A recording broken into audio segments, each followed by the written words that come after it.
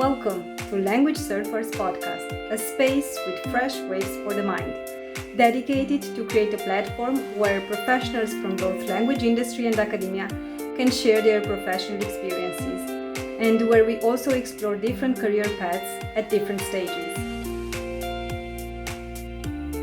Welcome to a new episode of the Language Surfers Podcast. My guest for today is Kristin Gutierrez, and I'm really happy and honored to have her here.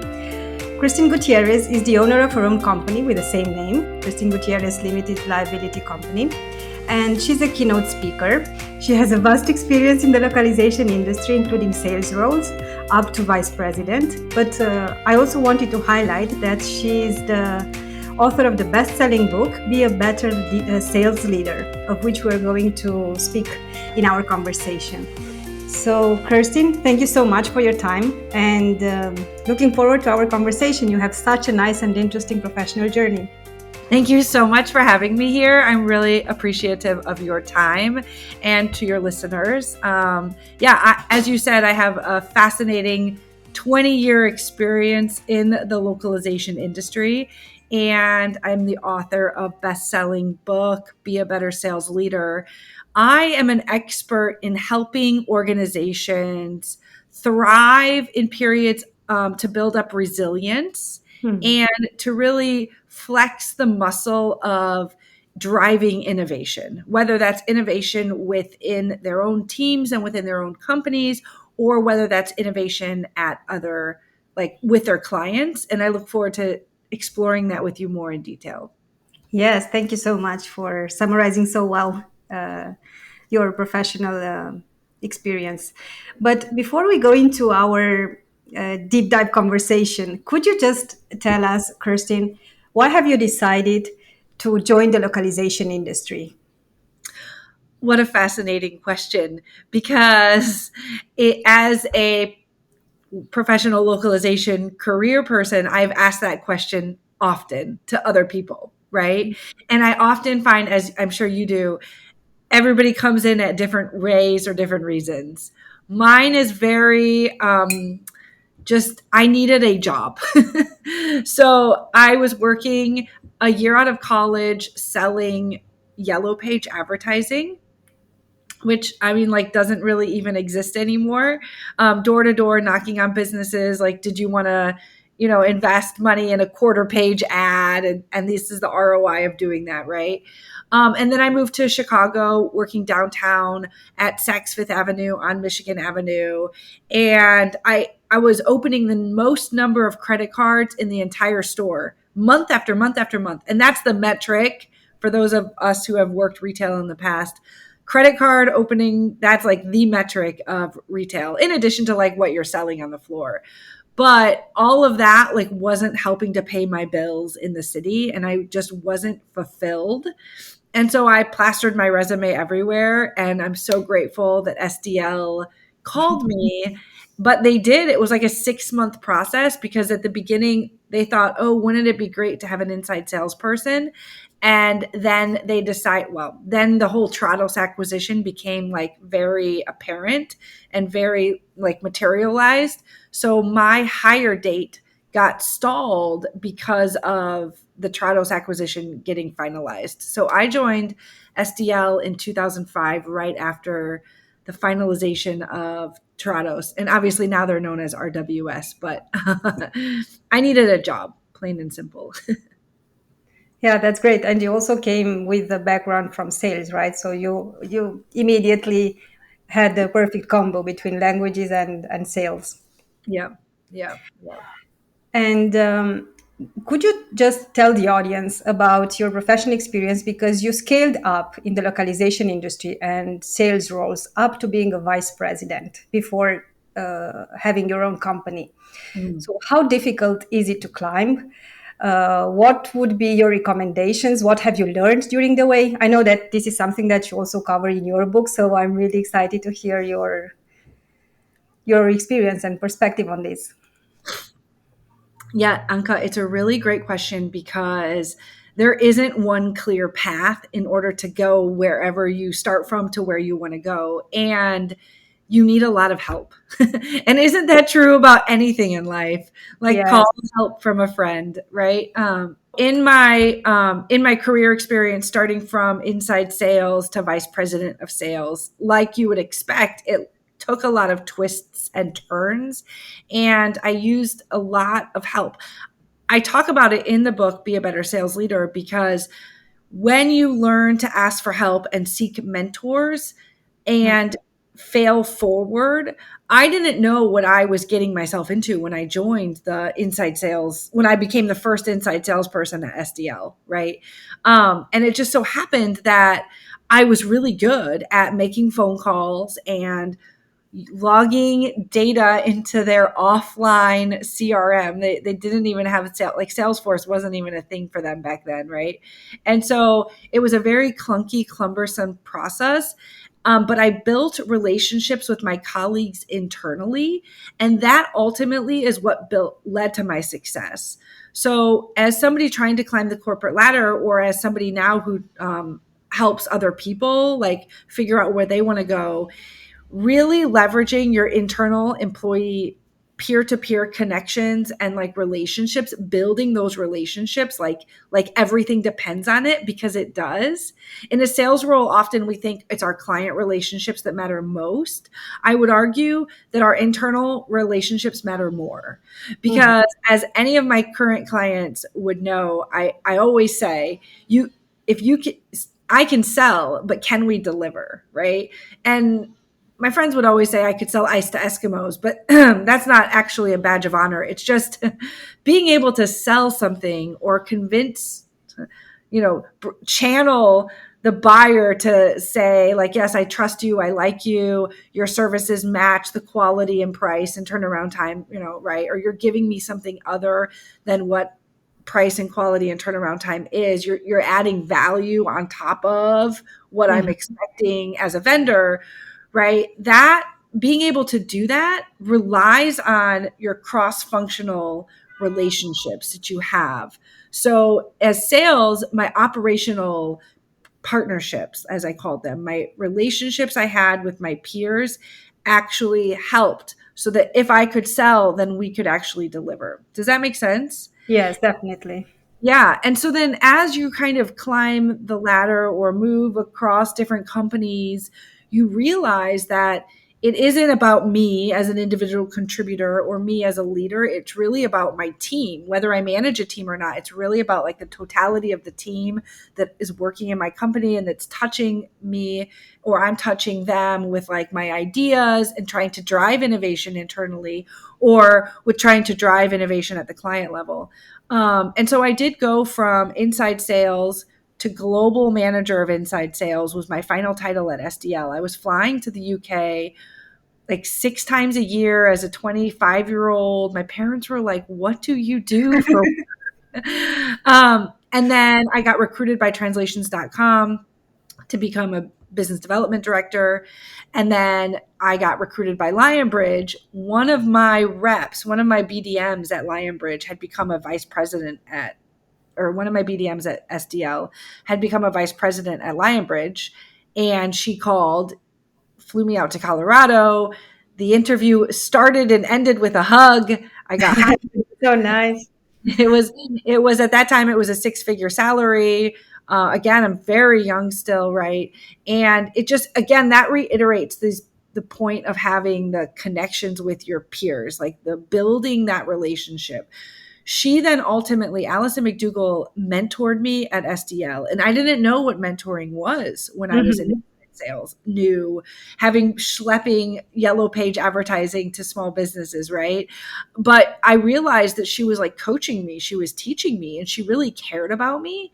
And when you reflect back, you're like, wow, she became a lifelong mentor.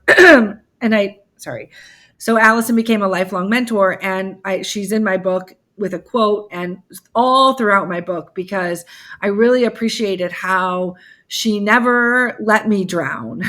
She was always there to help save me. And I think and I think the thing was, she saw in me that I was willing to save myself. So I was willing to raise my hand and say, I am accountable for doing the things I said I was going to do, doing the things you've asked me to do, recognizing when I didn't get to everything every day, right? And finding mentors like that throughout your career, or looking back now and saying, wait a second, who was a mentor?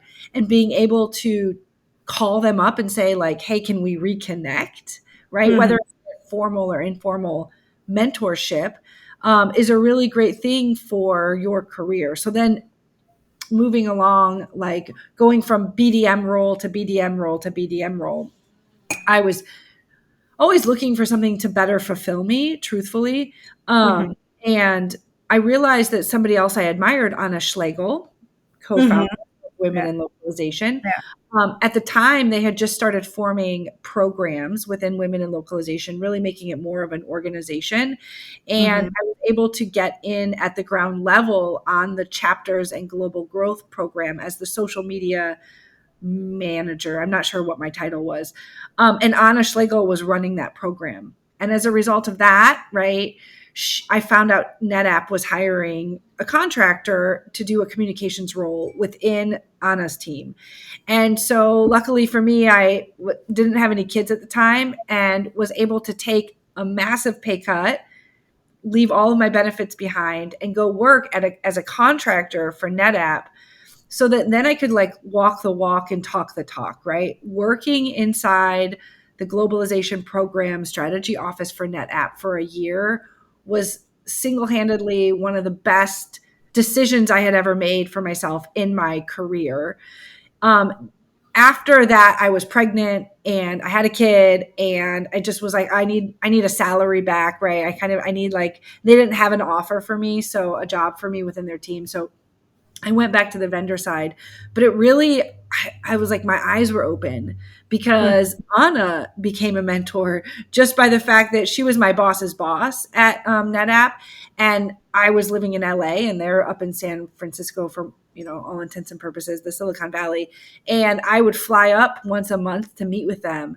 And so just being around her whole team this much, because I wasn't there full time, I Mhm. learned so much. I learned how to self advocate for yourself. I learned, and these are skills that have nothing to do with the localization industry at all, right? Yeah, But general skills. yeah, life skills, like how to self advocate for yourself, how to manage up really better, like how to communicate your story. Their whole team was selling the story internally on the ROI of the globalization spend. So learning how they were doing that internally, and then as a vendor, how I could go back and teach my clients how to do the same. So, it is an interesting story of many twists and turns. And I'm just so grateful. I'm so grateful for all of it.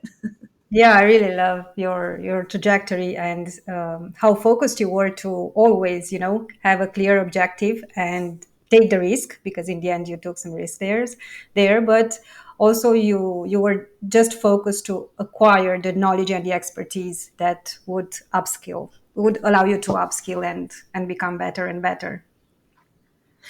Yeah. Thank you for that. Yeah, it's a really, And go I ahead. would like to ask you also the other part of all these professional experience for which you are definitely very grateful. And I really like the idea you highlighted of having mentors directly or indirectly and nurturing the relationships. But are there any specific turning moments in your career that you had to face, and what helped you navigate those turning moments? Yeah. Could you elaborate a little on what you mean by turning moments? Because there's probably several. Yes, I would most probably like to have your perspective of something that was really challenging for you. So far we've seen the positive aspect of how your journey evolved. But was there a moment where it's like, oh my God, I don't know what I'm doing now. How am I supposed to go on? Some specific struggle that you might have a particular moment, maybe at some time, I don't know, you didn't have a job at all, or you were maybe working in an environment that you were not feeling very well.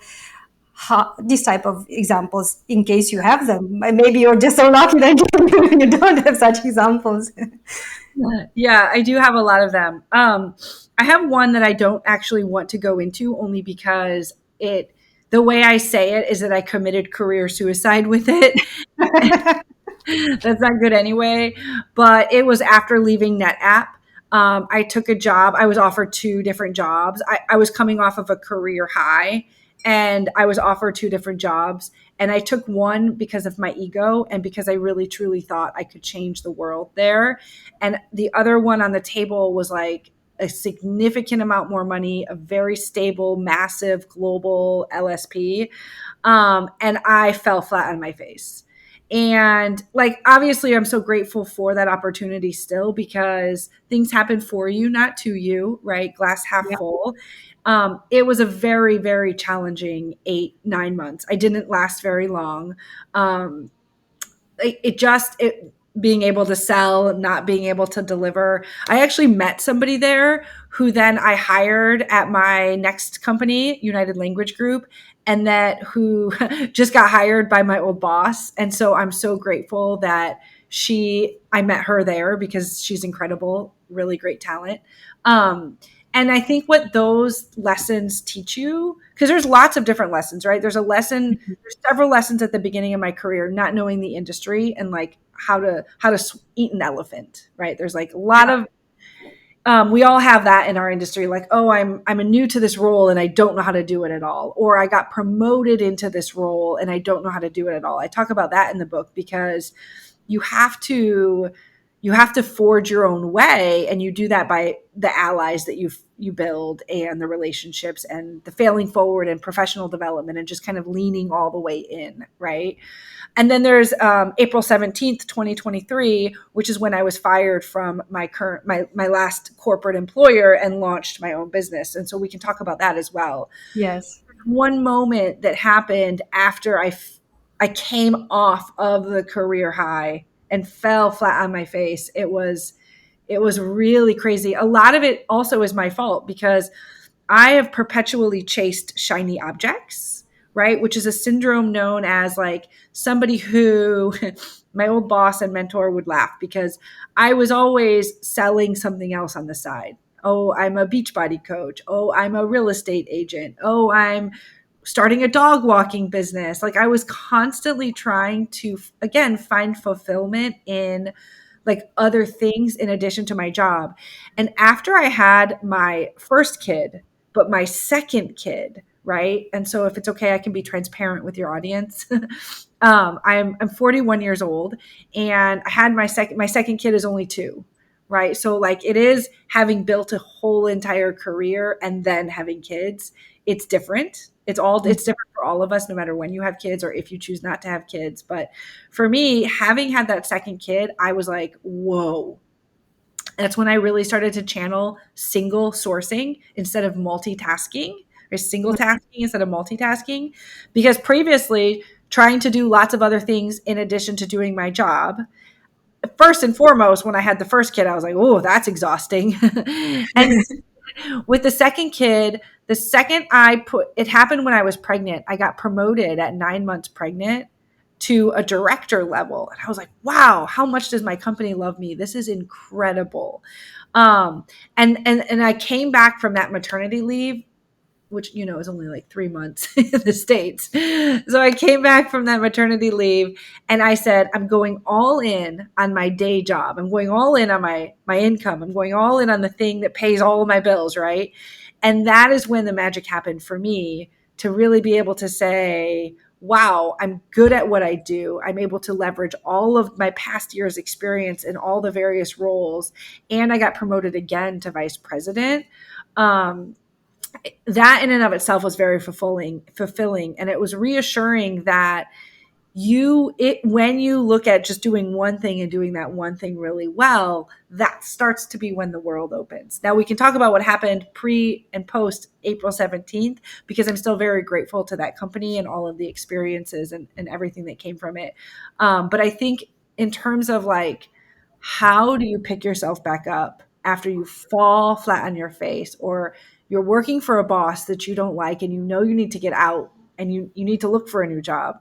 Or like, if you look at my LinkedIn resume, you'll see I've worked at several different LSPs, and I've gone from 2 years here, 6 years there, 3 years there.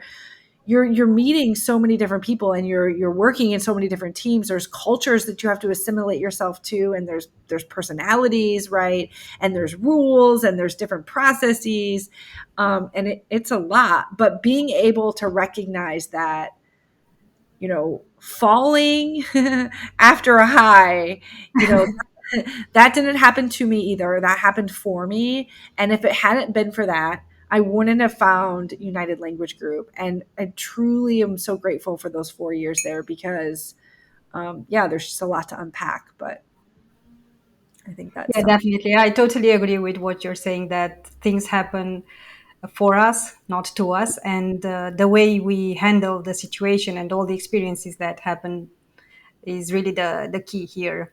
Yeah. And since you're open to talk about being laid off, I think this is an interesting topic also for the audience, because I'm sure that you have so many relevant insights that would help anyone in the audience facing such a situation. So I really appreciate the energy. I was following you on social media, and I just can say that I admire so much your energy and how you really handle the situation, because being laid off is not something easy, and having a family, as you all say, bills to pay. So tell us, how was it for you, and how were you able to handle it? And even best, create your own company. Yeah. Thanks. Thank you for that. We seek comfort as humans. We seek comfort in any given number of things at any given number of times, right? And when something happens like that, when there's a line in the sand, whether you draw it or it's drawn for you, you're going to seek comfort. And that comfort might be taking a nap. It might be taking a sabbatical. It might be, like, depending on your family situation, what you have going on a trip. It might be binge watching your favorite show. It might be a lot of things. Comfort often is wrapping yourself up in a warm blanket and reading a book, drinking some tea. Like, it doesn't have to be some self-destructive activity like, binge drinking, for example, but it really truly, like, we seek comfort. I found comfort in action. So the Hmm. difference from what happened for me when I got laid off April 17th and what I was able to produce after that in this incredible couple of months, depending on when the show launches, right? Like, no matter what, like, the trajectory that my business now has, because I sought comfort in action, and action builds momentum, right? That is truly where the difference is for me. And so if I can leave, I started with that because if I can leave anybody with that, things will always happen to us, for us, because of situations beyond our control. And recognize that we as humans seek comfort, but you have the ability to choose what comfort looks like. Yeah. And my comfort instantly became, I was so connected to the team that I had, and I didn't know that 30 people got laid off. So unfortunately, like, there are different ways I might have done it, but I also had to fire people at my former employer, and I also know, like, the rules in which they play. So it's nobody's fault that they didn't look me in the eyes and say, Kristin, it's not personal, it's X, Y, or Z, and there's 30 other people going down with the ship today. Like, you know, and of course they're not going to say that, but, like, I didn't know, right? They got on the phone, the Zoom call, and I'm like, what is happening right now? And then they told me my fate, and I'm like, I have a family, like, and it's not their responsibility that I had recently purchased my grandparents' home in halfway across the country, right, at the end of last year, to as an investment for my family. Like, that's not their problem, but that was my problem. I'm like, what? Like, Yeah. how am I supposed to keep the lights on in my house? How is everything? And so I immediately, like, my whole entire team was texting me. My husband, I don't even think I talked to my husband, like, actually on the phone until end of that day, because everybody I started talking to was people that could help move the needle forward for what became Kristin Gutierrez LLC, what became my business. So instead of complaining on social media that I was fired and a lot of things happened to me. And I see a lot of posts, and most posts are definitely, no matter how they say it, they're definitely in the spectrum of great, right? I mean, even if people are talking about being fired, it's usually not ill intent, right? But not only that, I knew I needed to launch my business, and I didn't Mhm. know exactly what that would look like. But I knew I needed to go forward. Now, if you're interested, in the year prior, so in like the year before I lost my job, the year I bought my grandparents' home, I was actually trying to get a job at WhatsApp, at Meta, right? And I thought, man, like if I could get this job and work inside their globalization team, this is being very transparent, right? If I could work inside their globalization team, I could do what Anna did in her career, and I could climb the Meta ladder. So Meta, if you're listening, like now I can consult you, right? I'll consult you. But like, I thought, man, if I could get in at a huge tech company like that, I could really move mountains. I could become the next VP, like way bigger than a micro world of globalization, which is still a great world, right?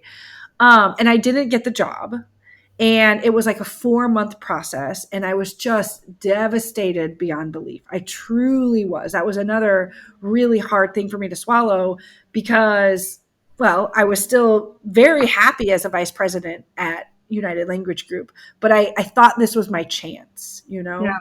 Your expectations were high, right? Yeah, I had a direct referral in. It turns out I was like the final two candidates. It was right before all the big layoffs. So who knows what my fate would have been? I mean, Yeah. I was crying. If you could see the other side of my office, I was crying on my office couch, literally, like literally. And I realized I was running away from my core expertise, right? Why I have built my whole career for 20 years as a sales professional. So, and as a leader, right? Hmm. And this is before the idea of be a better sales leader came to be. So why not lean in?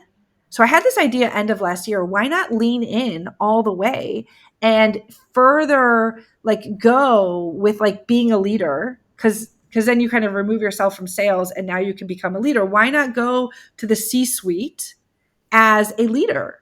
And Yeah. why not help to influence and motivate and coach teams? And this would be me as an employee, right? But like, why not coach on resilience and on innovation and on like mindset and culture and all of these things that I have learned over my career? Why not climb that way? Right? Why try to leave being a vendor and going to the client side when I could just go all the way this way? And so, end of last year, Q4 of last year is when I had the epiphany because of the thing also that happened for me, not to Yeah. me, not getting this job. I decided to lean all the way in. And so I tell that as interesting context because when I was let go, right, and I had to make instant decisions for the sanity of myself and for the sake of my family, Hmm. I I stopped chasing shiny objects because I told you that I single source, I single tasked, I stopped multitasking when I had the second kid. And so things, if you can reflect back, you realize, oh wow, like I've decided that I should single task, that I'm really good when I do one thing and go all in instead of letting other outside influences try to, yeah, direct where I'm going. And this is my core expertise. I can still admire people at the client side who have climbed the ladder. And maybe there's collaboration we can do on the back end of all of this, right? Or we can just be friends and be happy about that. But if I lean into this and I single task this, so I didn't consciously have that thought when I got let go of my job, but I did consciously choose action as comfort over all the other options for comfort.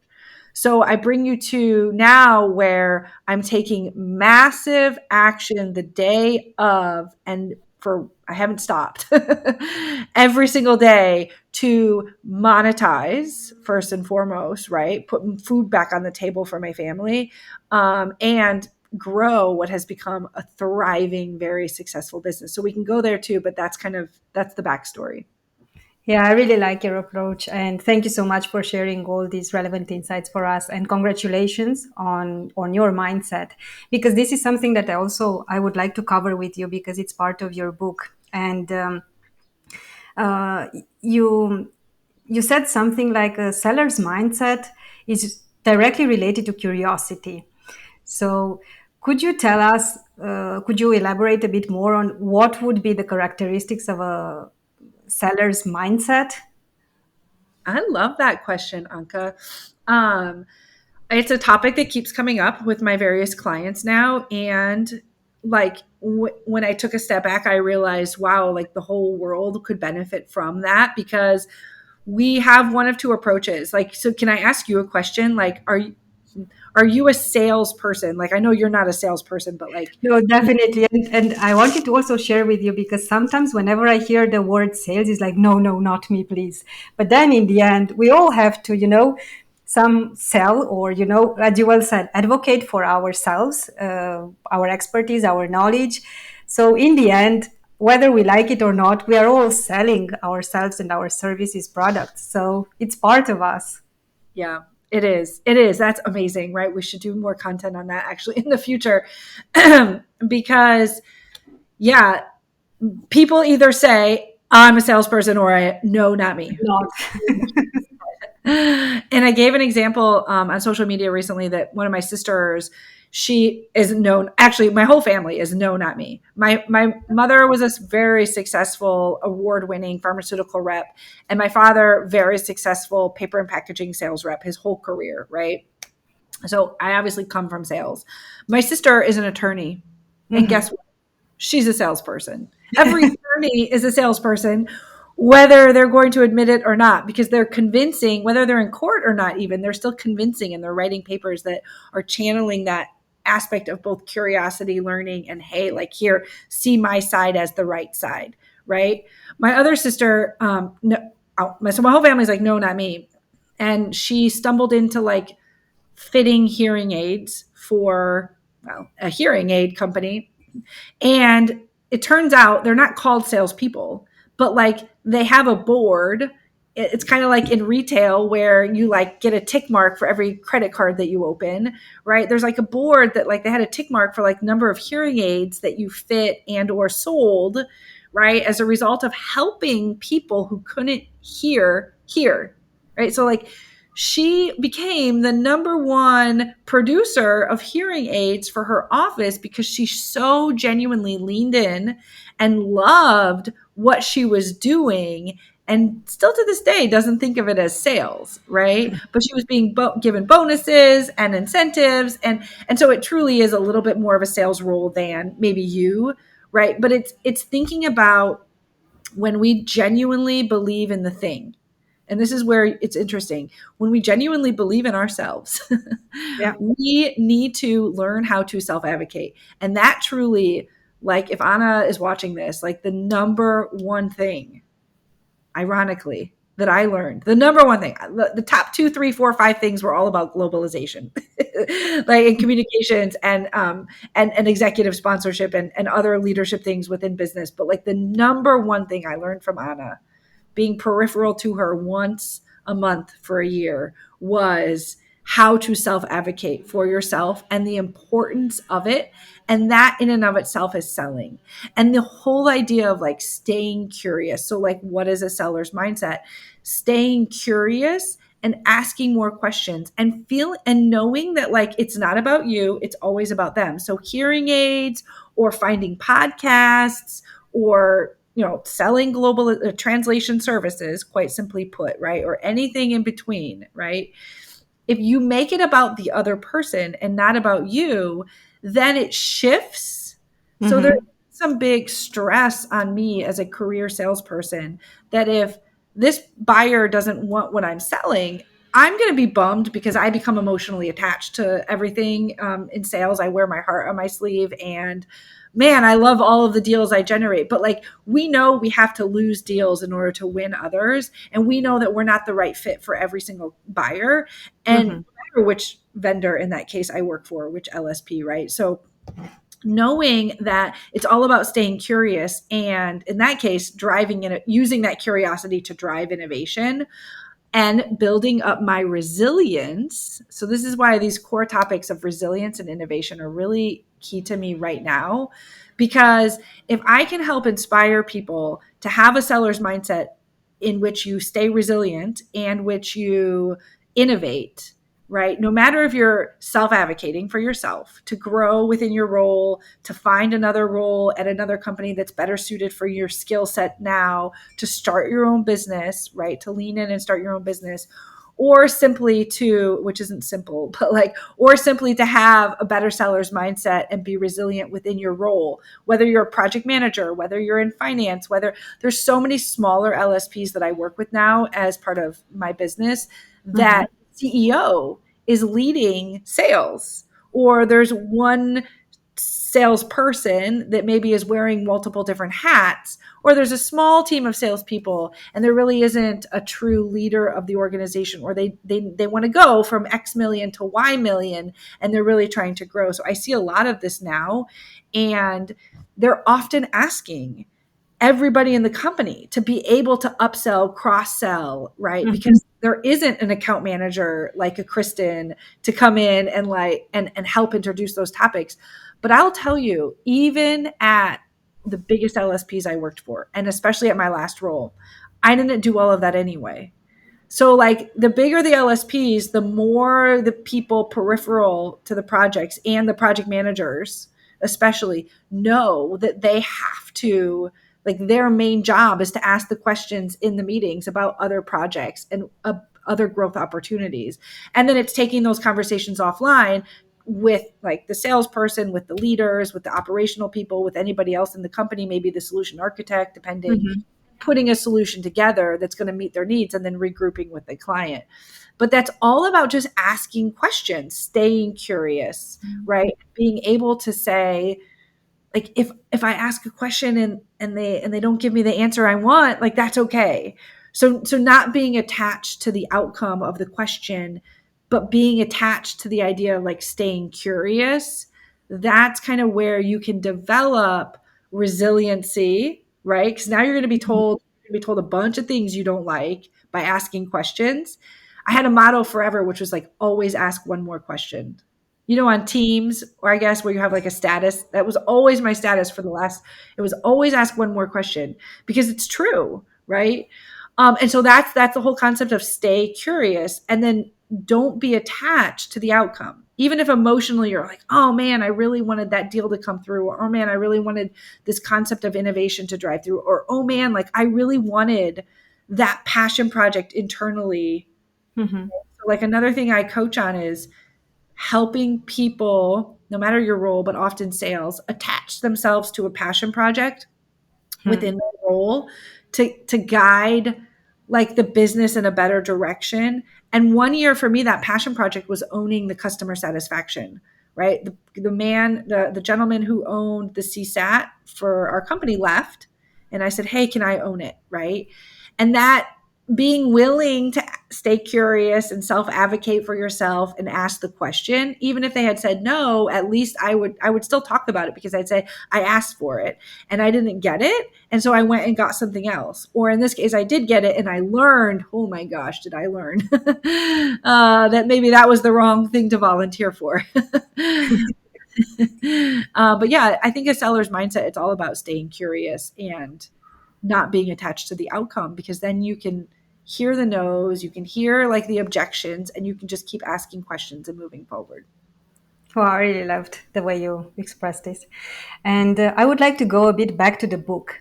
So, Mhm. could you tell us, when did you realize that you wanted to write a book? So, what was the moment for you? Um, I mean, have you ever had like, oh, I should write a book? Have you ever had like personally that thought process, like, oh, I should write a book? Yes. But there's a difference between, oh, I would love to write a book and share my expertise or knowledge, but when you really, really get into that action mode. Yeah, right. So I had that too.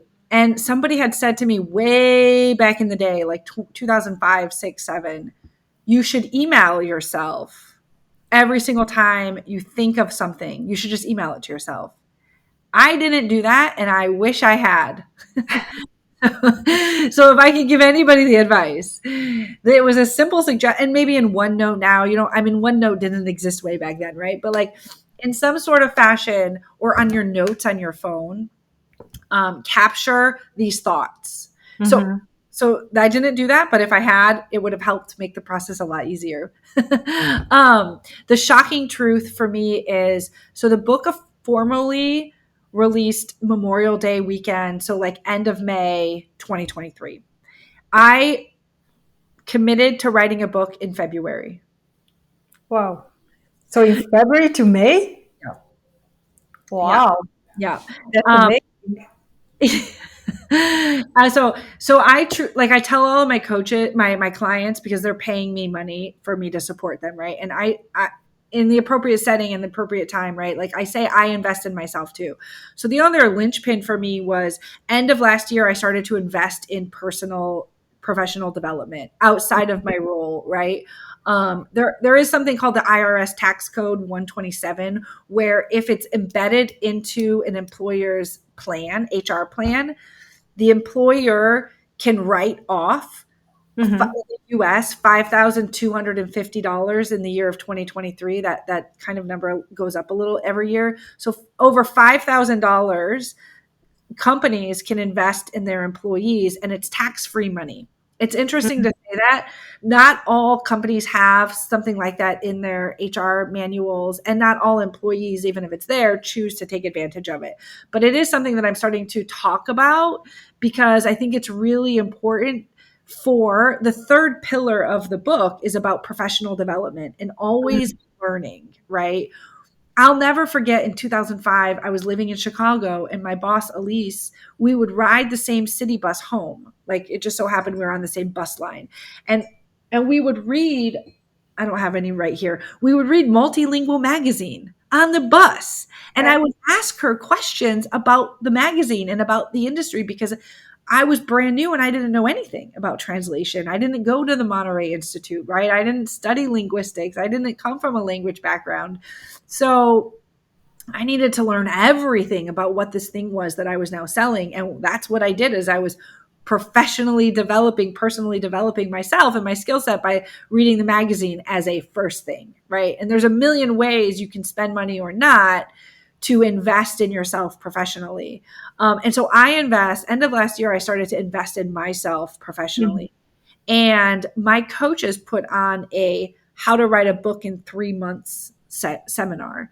And so I took a couple of days off work around my birthday, which happens to be like March 1st. So like end of February, we went to this 3-day event where they taught us the strategies to learn how to write a book in 3 months and how to then, surprise, surprise, self-advocate for yourself when the book launches and what marketing strategies you should be deploying when you're self-publishing in order to increase the chances of getting that book in more hands, giving the book away for free through Amazon's promotion period, and driving Be a Better Sales Leader to become a #1 bestseller in 6 categories. So I invested in myself, right? I had this idea forever, like so many of us do, right? And I did nothing with it. And in February, I said I wanted to write a book. And I asked the question, can you find space for me at your 3-day event? I had to ask the question more than once because the first answer was no, we're sold out. And I Mm. asked again and I asked again and I asked again in a very polite way.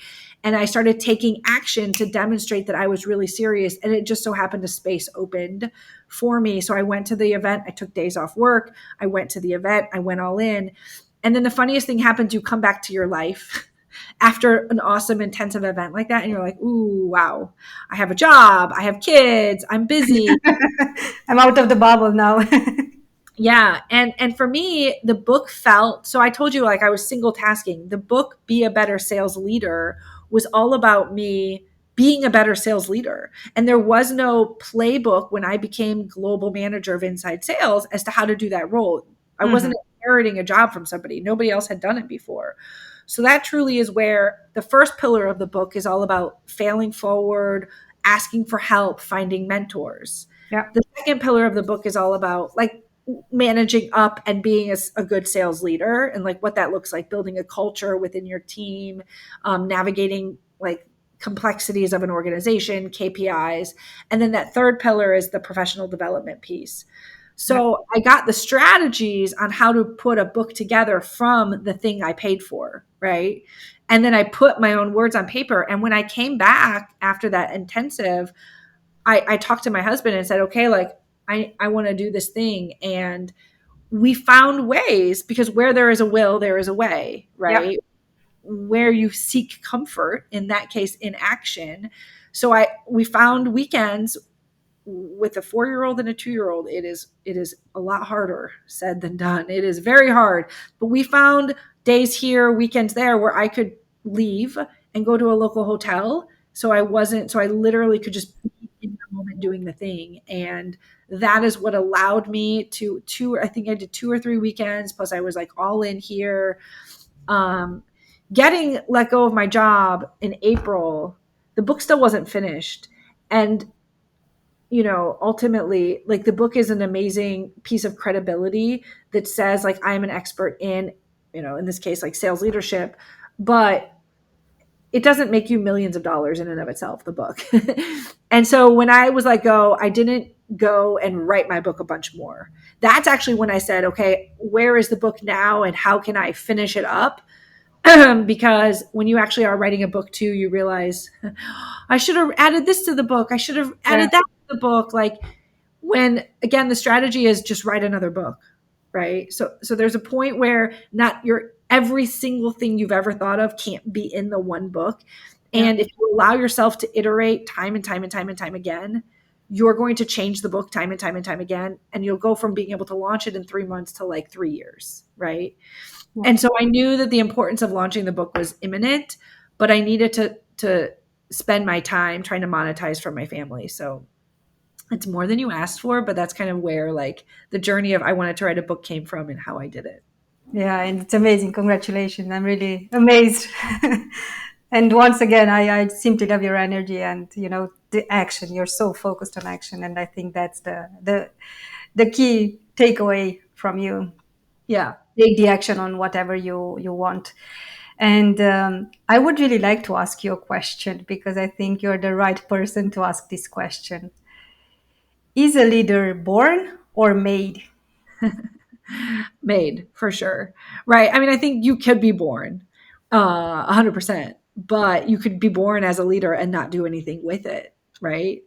So that's just why they're self-made millionaires. That's why, like, people are born into money and then they abuse the money or they don't do anything with it. Now there's people who are born into money and change the world, right? Yeah. Chills. I was neither born into money, and whether I was born as a leader, I don't know. I was the second born, right? So, like, a lot of times we say the firstborn is the leader by default, but no, I was made, and I think that's the key. Like, the world needs individual contributors just as Mhm. much as we need leaders. So if your skill set or your desire isn't to become a leader, I wouldn't say don't force yourself into being anything you don't want to be. At Yeah. one of my clients, we have an inside sales, they're called something different everywhere you work. Inside sales, lead generator, business development rep, right? I don't want to say potato, but so there's somebody at one of my companies, and he's a really, really, really good lead generator, right? And he's at a point in his career, like, that's what he wants to do. And I love that for him, and I love that for my client, because you need people who are really, really good at what they do. I'll never forget. I mean, Danielle Faubert, if you're watching this, or anybody who knows Danielle, like, I don't actually know if she wanted to be a leader. So I don't mean to actually put this on her, but, like, she was a business development rep, a manager at SDL when I was there. And she was really, really good at being a business development manager. And I heard all my career, if you want to be an individual contributor, be one and be the best you can be, because being a leader comes with different challenges, right? Mhm. To manage other people's personalities. Now you're managing a lot more than just sales KPIs Yeah. or operational metrics. If you're an operational leader, you're managing a lot, emotionally, physically, mentally, capability wise, skill set. You're managing a lot. And especially if you're at one of those big tech companies, you're managing a lot. Like, your whole entire day is reporting and managing. But yeah, I truly know, and there's so many books written on it, right? And even in the Be a Better Sales Leader, it touches on it. Like, Yeah. anybody can become a leader. Yeah, I really love the answer, and definitely the motivation to any person wishing to become a leader. And you have there a great resource in Kirstin's book, Be a Better Sales Leader. So I highly encourage everyone in the audience to acquire the book and read it, because it really has a lot of valuable insights and information that definitely helps all of us to skill up. So thank you for writing the book, and thank you for sharing your professional experience with us. And I would just like to give you the opportunity to have some closing words or main takeaways. What would be your advice for the audience? That great question, and thank you so much. Really, something that you said earlier about taking action, right? Something I've learned, and I guess I follow this right because of the whole concept of seeking comfort in action, but I suffer from imposter syndrome in my own right every single day, right? I mean, think about it. Who am I to be fired as VP of sales and write a book on being a better sales leader? If I'm not, I'm like saying that rhetorically almost, but like, no, let's think about that for a second.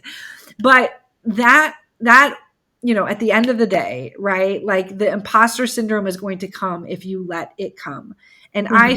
I decided, no, we were killing it. I have all the confidence in what my pipeline truly was. I was a good leader. My team absolutely did love me. This wasn't personal, right? This wasn't a result of my KPIs.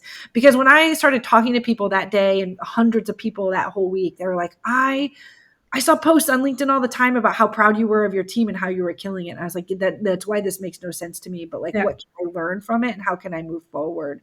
So we have to find strategies for overcoming our own imposter syndrome. And I think that's where this core concept of resilience comes in. And this phrase, do it scared, do it now. Do it now, do it scared. So if you're scared, do it now. Do it now even if you're scared, right? So even if there's some imposter syndrome creeping in about something that's happened as a result of something that you were planning to do it anyway. Because you learn by failing forward. You learn Mhm. by taking the steps. You learn by hearing no. That you build up your resilience by hearing no. Trying, we didn't even go into the topic of innovation, which we could at a future date, but it's like learning how to innovate alongside your clients or learning how to drive innovation internally. You're going to be met with resistance and with no's and being scared, and the ability to like push things forward in a done is better than perfect manner in order to alpha beta test the thing that then ultimately becomes the right solution. So I think that's it, which is do it scared, do it now. Yeah, I love that. And again, the energy that you have is just amazing. And thank you so much for the main takeaways. And just the real final the words. Can you tell us where can the audience find you? Yeah, KristinGutierrez.co. So my first name, last name.co. LinkedIn, right? So one of those two places is the best. I'm hello at Be a Better Sales Leader also. So I'm very accessible. I tell all my clients, call me, text me anytime. I've never felt more fulfilled working for my own self. I thank the universe every single day for having this happen to me, for pushing me off the ledge and making me jump without a parachute and figuring out where I was going to land, right? And I don't think I've landed yet. So please reach out for any questions or comments. And I'd love to talk with you about resilience or innovation or workshops or how to help you move the needle forward in your life or in your business. That's great. And thank you so much for being so open. That would be all for today. Thank you, Kirstin. I'm sure that we can have many other sessions because it's just so interesting and inspiring insights to get from you. But that would be all for today. Once again, thank you so much. Take care, and looking forward to see your career progression. Thank you so much for having me. I really enjoyed talking with you. Thank you. Take care. Bye-bye. I invite you to follow us on YouTube, Spotify, Apple Podcast, and all other major platforms. Subscribe, but also share it with persons who might find it useful.